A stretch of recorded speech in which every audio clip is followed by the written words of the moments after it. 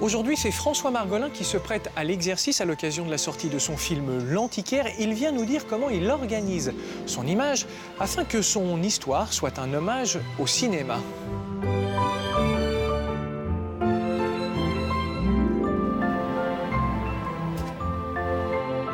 Je sais ce que vous allez me dire.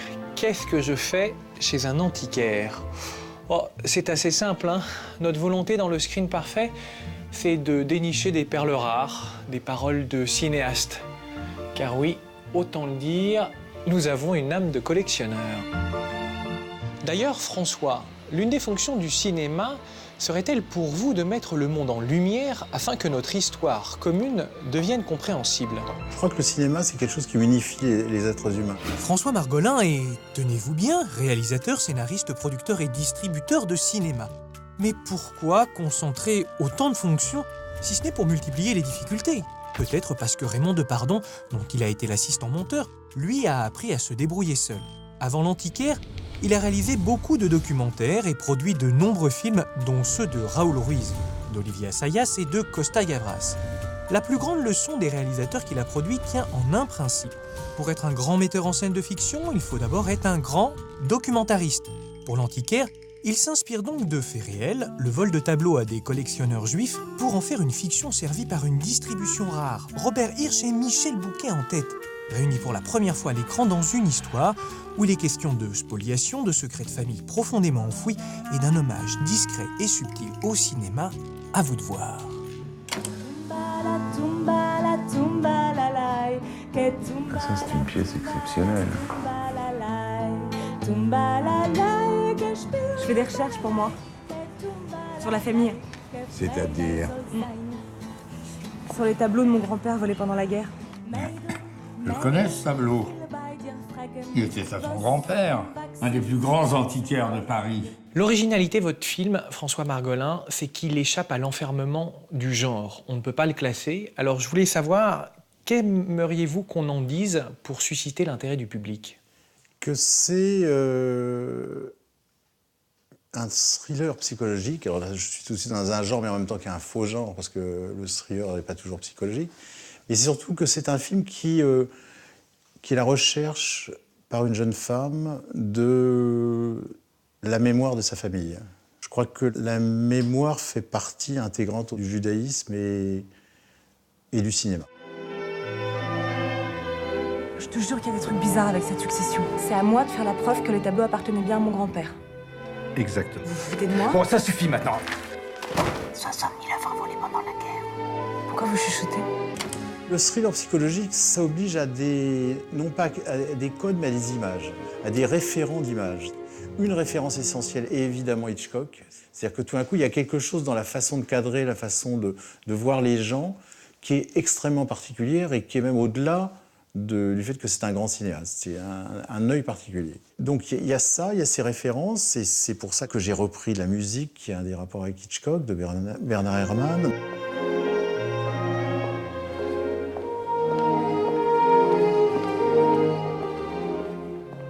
Bernard Herrmann, Citizen Kane, Taxi Driver, Hitchcock. Quelle dimension la musique de Bernard Herrmann a dans votre film? Ce qui me plaît beaucoup dans la musique des films d'Hitchcock, c'est qu'on entend la musique. Et que des fois, aujourd'hui, on a tendance à penser qu'il ne faut pas l'entendre. Oui, Gaspard, mon chaton, c'est maman. Rappelle-moi quand t'as mon message, hein.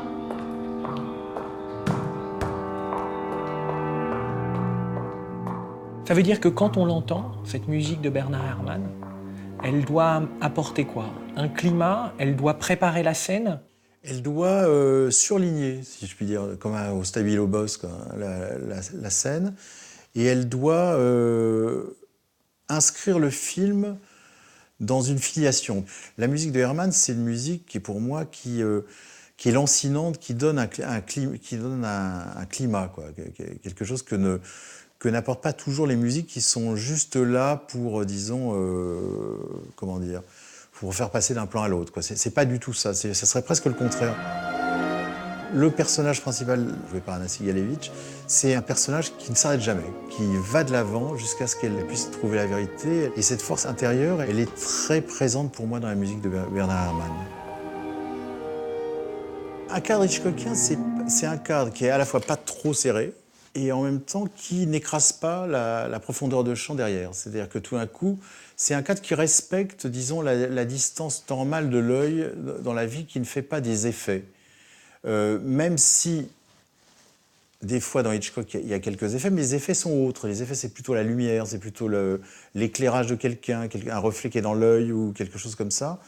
Et moi, ce qui m'intéressait, c'était effectivement d'être toujours à une distance raisonnable. Bon, maintenant, dehors.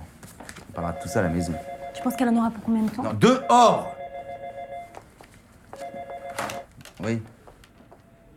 Mais je sais pas, moi, démerdez-vous. Bon, ok. C'est ça. Par exemple, dans cet extrait où on voit le tableau de Dali, Les montres molles, qu'est-ce que ça nous dit? C'est un film sur le temps. C'est-à-dire que c'est un film qui montre à la fois le présent d'une enquête et puis en même temps le passé dans des flashbacks. Et dans des flashbacks qui sont pas toujours réalistes. C'est-à-dire que c'est des flashbacks qui sont... dont on ne sait pas, finalement, si c'est des flashbacks, disons, que j'appellerais mémoriels. C'est des flashbacks qui... on ne sait pas si c'est la réalité ou si c'est l'invention de l'héroïne.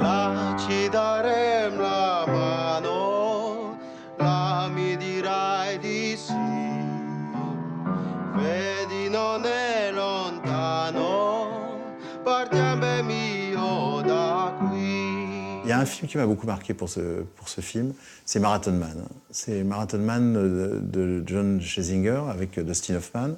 C'est pour moi le film de la paranoïa juive. C'est-à-dire que c'est... ou même de la paranoïa en général. On appelle la police, alors? Non, on n'appelle pas la police. Ils sont peut-être au courant. Ils sont peut-être infiltrés. Moi, ça m'inspirait beaucoup pour cette narration, pour cette idée d'être à la fois dans la réalité et dans la paranoïa, et de ne pas savoir très bien à des moments si c'est l'imaginaire du héros ou si c'est la réalité de ce qu'il vit. Vous n'échapperez pas à la question sur la confrontation de Michel Bouquet et de Robert Hirsch, qui ne s'étaient jamais rencontrés sur un plateau de cinéma. Ça aussi, c'est de la mise en scène. Je ne veux pas te voir. Je ne t'ai pas autorisé à entrer. Qu'est-ce que tu cherches? Rien. Il y a une plongée contre plongée. Dans cette mise en scène, il y a deux personnages où on pourrait se dire a priori que c'est celui qui est joué par Bouquet qui a le pouvoir sur l'autre. Puis tout d'un coup, c'est la scène de la vengeance. C'est qu'il le domine, il est au-dessus de lui. Et de fait, à la fin, Michel Bouquet s'en va. On saura et on te jugera. Tant pis pour toi. Ce que vous accompagnez dans la descente de Michel Bouquet, c'est la défaite d'un homme sur 50 ans. Alors que la victoire, vous ne la filmez pas. Non, non, tout à fait. Après, il n'a plus qu'à se suicider, d'ailleurs, je pense. Il n'y a pas le choix. C'est que, si je puis dire, le suicide est filmé. Et ça, je voulais le montrer en très peu de choses, simplement sur un peu de temps et un peu de descente, et le fait qu'on entende bien ses chaussures, qu'il a du mal à trouver les marches. Et je crois que tout est dit. Ça tient aussi au fait, la mise en scène, ça tient aussi aux acteurs. C'est-à-dire qu'il y a un moment où c'est aussi Bouquet, il le joue magnifiquement.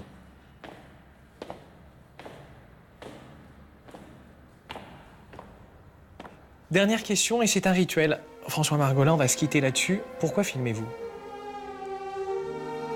Je filme pour qu'il y ait des choses qui existent plus tard, après ma mort.